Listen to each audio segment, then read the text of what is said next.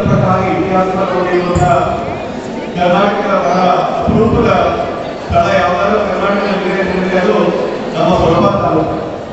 ಸೊರಬ ತಾಲೂಕಿಗೆ ಬಂದಿರತಕ್ಕಂಥ ಬಹಳಷ್ಟು ಜನ ಬಹಳ ಹೆಸರಿಗೆ ಬೆಳೆದಿದ್ದಾರೆ. ಇವತ್ತು ಈ ನಮ್ಮ ಸರ್ಕಾರಿ ಪ್ರಥಮ ದರ್ಜೆ ಕಾಲೇಜಿನ ಕಲಾ ವಿಭಾಗ ಇಂಗ್ಲಿಷಲ್ಲಿ ಏನಂತ ಕರೀತೀರ? ಆರ್ಟ್ಸ್ ಅಂದ್ರೆ ನಾನು ಹೇಳ್ತೀನಿ, ಎಲ್ಲ ಕಡೆ ಹೋದಾಗ ಆರ್ಟ್ಸ್ ವಿದ್ಯಾರ್ಥಿಗಳಿಗೆ ಮಾತ್ರ ಆರ್ಟ್ಸ್ ಇರುತ್ತೆ.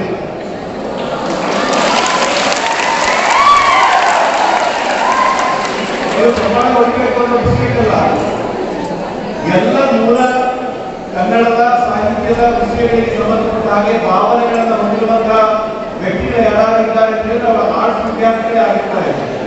ಕನ್ನಡದ ಸಾಹಿತ್ಯದ ವಿಷಯಗಳು ಇವಾಗ ನಿಮ್ಮ ಕನ್ನಡ ಪ್ರೊಫೆಸರ್ ಮಾತಾಡ್ತಾ ಇದೆ, ಇತಿಹಾಸದ ವಿಷಯ ಇರ್ಬೋದು, ಇಡೀ ಕನ್ನಡದ ಕಾವ್ಯದ ವಿಷಯಗಳಿರ್ಬೋದು, ಕನ್ನಡದ ಪರಂಪರೆ, ಈ ಎಲ್ಲ ವಿಷಯಗಳಿಗೆ ಸಂಬಂಧಪಟ್ಟ ಹಾಗೆ ಇಂದಿಗೂ ಕೂಡ ಪ್ರತ್ಯೇಕವಾಗಿ ಅಧ್ಯಯನ ಮಾಡ್ತಾ ಇರುವಂತಹ ವಿಶೇಷವಾದ ವಿಭಾಗ ಅದು ಕಲಾ ವಿಭಾಗ. ಇವತ್ತಿನ ಈ ಕಲಾ ವೈಭವ ಕಾರ್ಯಕ್ರಮ ಯಶಸ್ವಿ ಆಗಲಿ ಅಂತ ಅತ್ಯಂತ ಗೌರವದಿಂದ ದೀಪ ಹಚ್ಚಿ ಇವತ್ತಿನ ಕಾರ್ಯಕ್ರಮವನ್ನು ಉದ್ಘಾಟನೆಗೊಳಿಸಿದ್ದೇನೆ. ವಿಶೇಷ ಅಂತ ಹೇಳಿದ್ರೆ, ಸಾಕಷ್ಟು ಡಿಗ್ರಿ ಕಾಲೇಜುಗಳಲ್ಲಿ ಗಂಡು ಮಕ್ಕಳು ಪ್ರಾಂಶುಪಾಲರಾಗಿರ್ತಾರೆ. ನಿಮ್ಮ ಕಾಲೇಜಿನ ಪ್ರಾಂಶುಪಾಲರು ಡಾಕ್ಟರ್ ಹೇಮಲತಾ ಮೇಡಮ್ ಅವರು ನೋಡಿ ಬಹಳ ಖುಷಿಯಾಗಿ ಬಹಳ ಆಕ್ಟಿವ್ ಆಗಿ ವಿದ್ಯಾರ್ಥಿಗಳ ಜೊತೆಗೆ ಪರಿಣಾಮವಾಗಿ ನಮ್ಮ ಜೊತೆ ಸೇರಿಕೊಂಡಿದ್ದಾರೆ. ವಿದ್ಯಾರ್ಥಿಗಳೇ, ನೀವೆಲ್ಲರೂ ಕೂಡ ಪ್ರಥಮ ತೃತೀಯ ವರ್ಷದಲ್ಲಿದ್ದೀರಿ. ನೀವೆಲ್ಲ ಒಂದು ಯಾವ ಕಾಲೇಜಿಗೆ ಬಂದಿದ್ದೀರಾ ಅಂತ ಕೇಳಿದ್ರೆ ನೀವೆಲ್ಲ ಹೇಳ್ತೀರಾ, ನಾನು ಓದಕ್ಕೋಸ್ಕರ ಬಂದಿದ್ದೀನಿ ಸರ್ ಅಂತ. ಆದ್ರೆ ಬೇರೆ ಬೇರೆ ದೇಶದ ವಿದ್ಯಾರ್ಥಿಗಳ ಜೊತೆ ಮಾತನಾಡಿದಾಗ ನಮ್ಮೆಲ್ಲರ ಏಕೈಕ ಉದ್ದೇಶ ಏನಪ್ಪಾ ಅಂತ ಹೇಳಿದ್ರೆ, ನಮ್ಮನ್ನು ಬದುಕನ್ನ ಕಟ್ಕೊಳ್ಳೋದು.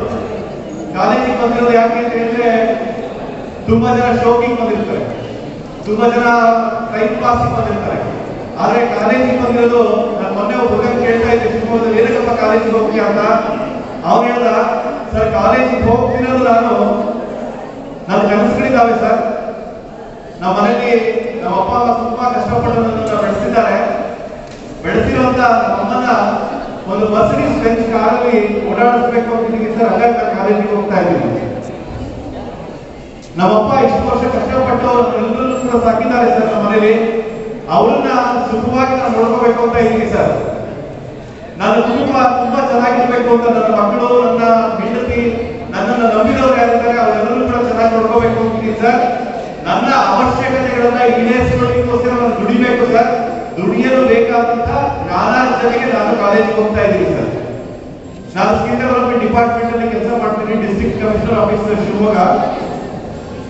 ಪ್ರತಿ ವರ್ಷ ನಾವು ಉದ್ಯೋಗ ಮೇಳಗಳನ್ನು ಮಾಡ್ತೀವಿ. ನಾನು ನಿಮಗೆ ಸಣ್ಣ ಕಿವಿ ಮಾತು ಹೇಳ್ತೀನಿ ಅಷ್ಟೇ. ಉದ್ಯೋಗ ಮೇಳ ಮಾಡಿದಾಗ 2,000 ಜನ 2,500 ಜನ ಉದ್ಯೋಗಕ್ಕಾಗಿ ಬರ್ತಾರೆ. ಆದ್ರೆ ಸೆಲೆಕ್ಷನ್ ಆಗೋದು ಕೇವಲ 150ರಿಂದ 200 ಜನ. ಎಲ್ಲರೂ ಡಿಗ್ರಿ ಓದಿರ್ತಾರೆ, ಅದೇ ಕಾಲೇಜಲ್ಲಿ ಓದಿರ್ತಾರೆ, ಕುವೆಂಪು ಯೂನಿವರ್ಸಿಟಿ ಅಂಡರ್ ಬರುವಂತ ಸಿಲೆಬಸ್ ಓದಿರ್ತಾರೆ. ಆದ್ರೆ ಅರ್ಹತೆ ಅವ್ರಿಗಿರಲ್ಲ, ಕೆಲಸಗಳ ಖಾಲಿ ಇಲ್ಲ ಅಂತ ಸಾಕಷ್ಟು ಜನ ಹೇಳ್ತಾರೆ. ಎಂಪ್ಲಾಯ್ಮೆಂಟ್ ಇಲ್ಲ ಸರ್, ಅನ್ಎಂಪ್ಲಾಯ್ಮೆಂಟ್ ಪ್ರಾಬ್ಲಮ್ ಅಂತ ಹೇಳ್ತಾರೆ. ಆದ್ರೆ ಎಂಪ್ಲಾಯ್ಮೆಂಟ್ ಶಿವಮೊಗ್ಗ ಜಿಲ್ಲೆಯಲ್ಲಿ ಎಷ್ಟಿದೆ ಅಂತ ಹೇಳಿದ್ರೆ 10,000 ಉದ್ಯೋಗಗಳು ಖಾಲಿ ಇದೆ. ಆದ್ರೆ ಉದ್ಯೋಗ ಮಾಡಲು ಬೇಕಾದಂತಹ ಕೌಶಲ್ಯಗಳು ಹಿಂದೆ ಇರೋ ಜಾಸ್ತಿ ಆಗಿದೆ. ಮಾನ್ಯ ಪತ್ರಕರ್ತರು ನಾವು ಎದುರುಗಡೆ ಕೂತಿದ್ದಾರೆ, ಅವರಿಗೂ ಕೂಡ ಗೊತ್ತಿದೆ. ಎಲ್ಲ ವಿದ್ಯಾರ್ಥಿಗಳಿಗೆ ಇವತ್ತು ನಾಲೆಡ್ಜ್ನ ಡಿಫಿಷಿಯನ್ಸಿ, ಸ್ಕಿಲ್ಲಿನ ಡಿಫಿಷಿಯನ್ಸಿ ಅಂದ್ರೆ ನಾವೇನ್ ಹೇಳ್ತೀವಿ, ಜ್ಞಾನದಲ್ಲಿ ಆಸಕ್ತಿ ಕಡಿಮೆ, ಕೌಶಲ್ಯಗಳು ಕಡಿಮೆ. ಕೌಶಲ್ಯಗಳನ್ನು ಇಟ್ಕೊಂಡು ಕೆಲಸ ಮಾಡ್ತಿರೋರು ನಾವು ಜಗತ್ತಲ್ಲಿ ನೋಡಿದ್ದೇವೆ. ಇವಾಗ ಡಾಕ್ಟರ್ ರಾಜ್ಕುಮಾರ್ ಏನ್ ಓದಿದ್ರು ಅಂತ ಹೇಳಿದ್ರೆ ಏನು ಓದಿಲ್ಲ, ಅವ್ರ ಪದವಿಯನ್ನ ಓದೋರಲ್ಲ. ಆದ್ರೆ ನೇರ ನಟನಾಗಿ ಇಡೀ ಕರ್ನಾಟಕಕ್ಕೆ, ವಿಶ್ವಕ್ಕೆ ಪರಿಚಯವಾದಂತ ವ್ಯಕ್ತಿ ಯಾರಪ್ಪ ಅಂತ ಹೇಳಿದ್ರೆ ಡಾಕ್ಟರ್ ರಾಜ್ಕುಮಾರ್. ಅವರ ಪ್ರಯತ್ನ ಏನಂತ ಹೇಳಿದ್ರೆ ನಟನ ಕೌಶಲ್ಯ ಅಷ್ಟೇ. ಲತಾ ಮಂಗೇಶ್ಕರ್ ಇವತ್ತು ವಿಶ್ವವಿಖ್ಯಾತ ಭಾರತ ರತ್ನ. ಲತಾ ಮಂಗೇಶ್ಕರ್ ಪ್ರಯತ್ನ ನಾಲೆಡ್ಜ್ ಏನಪ್ಪಾ ಅಂತ ಹೇಳಿದ್ರೆ